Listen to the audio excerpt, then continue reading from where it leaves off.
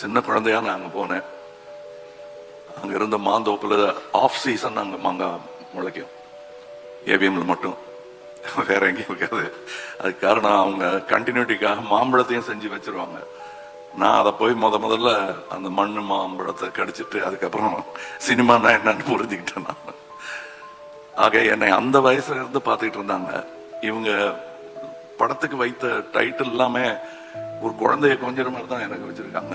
எனக்கு தகுதி இருக்கோ இல்லையோ வர வேணுங்கிற நல்ல குணங்கள் எல்லாம் வர வேண்டும் என்று அவர்கள் நினைப்பதையெல்லாம் என் படத்துக்கு டைட்டிலா வச்சிருவாங்க. அது நீ பார்த்தீங்கன்னாலே தெரியும், எனக்கு கொஞ்சம் மாதிரி தான் இருக்கும்.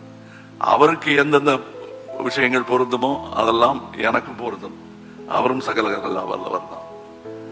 அதெல்லாம் தனக்கு இருக்கிற புகழையெல்லாம் அவர் அப்படி கொடுப்பாரு. அவரு நான் அவர்கிட்ட சின்ன வயசுல இருந்ததுனால கொஞ்சம் தைரியமா பேசுவேன். இப்போ சொன்னார் இல்லையா வைரமுத்து சார் சொன்னாரு, இல்ல நீங்க யாருன்னு எனக்கு தெரியும், தெரிஞ்சிருந்தா கூட நான் போய் அவங்க கூட தைரியமா பேச முடியும்.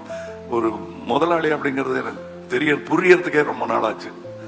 அதுவும் சகலகலாளருக்கு பிறகு இப்படிலாம் அதிக பிரசங்கம் செய்யக்கூடாது என்பதை எப்படி களத்தூர் கண்ணமால எனக்கு டைலாக் சொல்லி கொடுத்தாங்களோ அந்த மாதிரி சொல்லி கொடுத்தவர் முத்துராம் சார் அவர்கள்.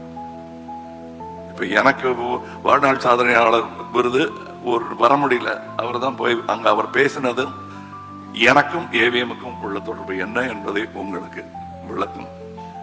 இந்த ஏவிஎம் குடும்பம் என்று சொல்லும் அவர்களுடன் ஒட்டிக்கொள்வதில் எனக்கு பெரிய பெருமை. அந்த உரிமையை அவர்கள் கொடுத்ததற்காக நன்றி சொல்ல கடமைப்பட்டிருக்கிறேன். இங்கு வந்திருப்பவர்கள் எல்லோருமே சம்பிரதாயத்திற்காக வரவில்லை என்பது எனக்கு தெரியும். அவர்கள் எல்லோருமே அன்பிற்காகவும் மரியாதைக்காகவும் வந்தவர்கள், மாண்புமிகு முதல்வர் உட்பட.